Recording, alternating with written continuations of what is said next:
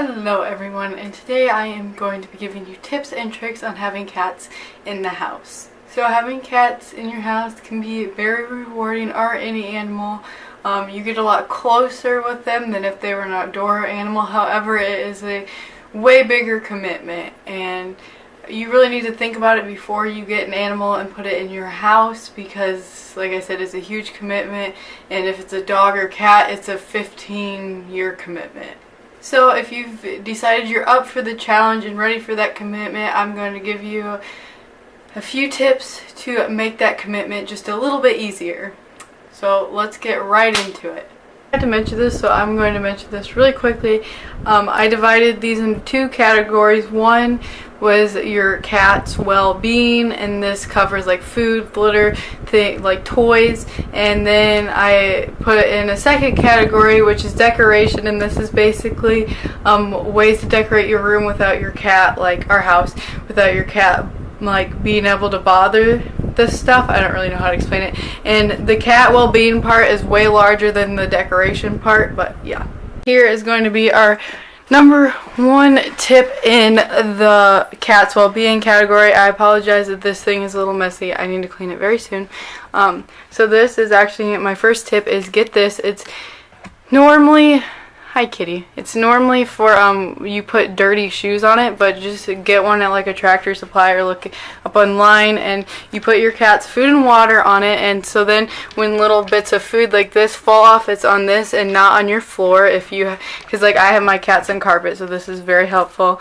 Also, this is also part of tip one. Their food container, get it like a big one like this that's like a whole feeder, so then you don't have to fill it up every day. I had one for water, but my cats got bigger and they started knocking over the water one. But if your cats are small or don't do that, I would definitely give it a try, because it was very helpful, because I didn't have to fill it up as much when I had one of these for the water. But you guys had to knock it over, yes. My other cat, he just doesn't really like being on camera as much as my other one. I just thought camera died. I have no idea exactly what point it died at. But anyways, this is my cat Tiny, and this is my cat Fluffy. And I forgot to mention, I have had these guys for about a year and a half, so I have picked up quite a few tips. I meant to mention all of this at the beginning of the video, but I forgot everything I was going to say. Tip 2 has to do with litter. See, these are like boxes, and they have little tiny spaces to get in. I would suggest this, or else they flick litter everywhere, and also the smell travels more. Also, I would suggest putting a blanket or something like that under them, because they still flick out some litter that will end up on your floor. You might be able to see that there's litter there.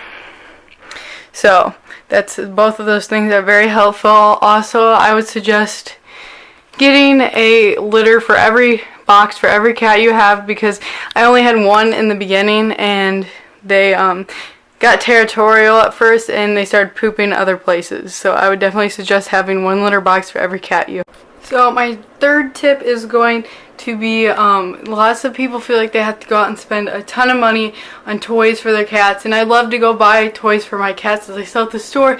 But if you don't have money or don't want to spend your money on cat toys, you can easily get little toys for free that they love. The first thing, we give them these all the time.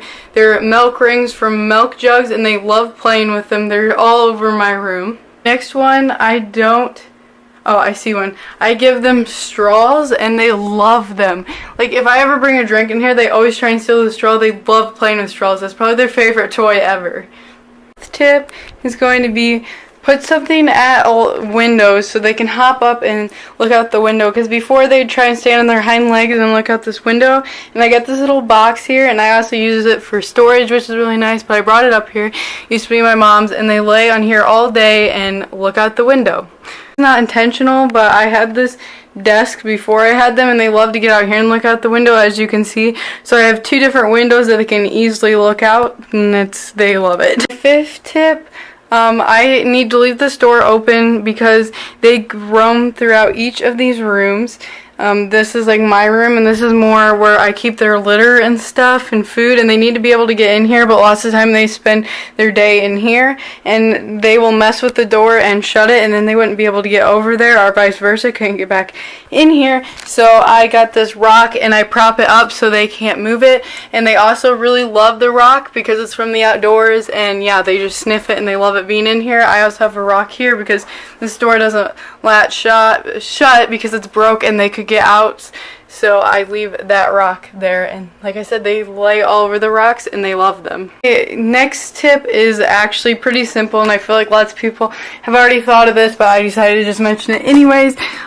Screen windows are very nice because your cats can't get out this. I don't know if you can tell, but there's a screen there, and then you can open the window and they can sniff the outdoors and do whatever they want, and they love it being open, and they can't get out. I'm out of breath in this video, and I have no idea why. I apologize for that.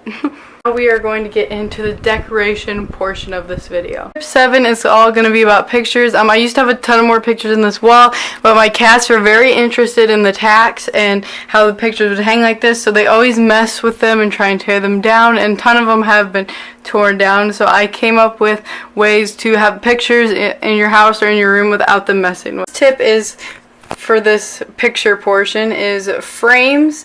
They sometimes knock them down occasionally, but the picture never gets ruined. I've never had a frame broke. They occasionally knock down this one. They've never actually knocked down this one, so far frames have worked for. The next way you can put pictures in your house or room are bulletin boards, and this also works for ribbons and things like that. You don't want them to mess with. I have 2 bulletin boards.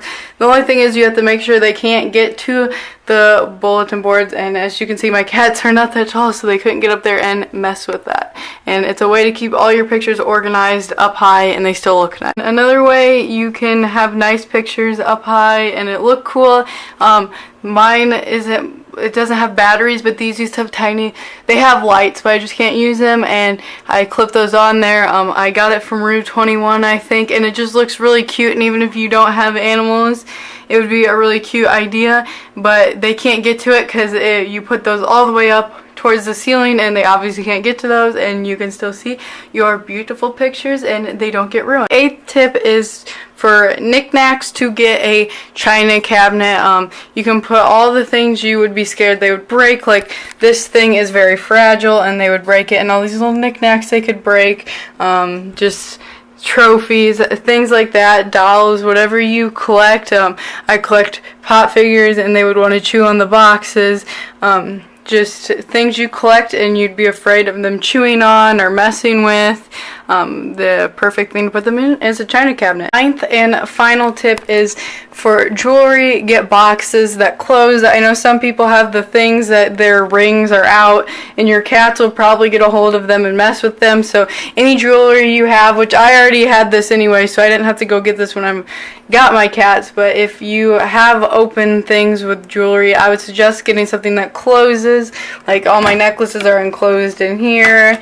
I have bracelets in here, and I have like my belly rings and some earrings in here, and then for the rest of my earrings I have an enclosed box here, and I think I have some random stuff in there. And yeah, I have too much jewelry and I barely ever wear any of it.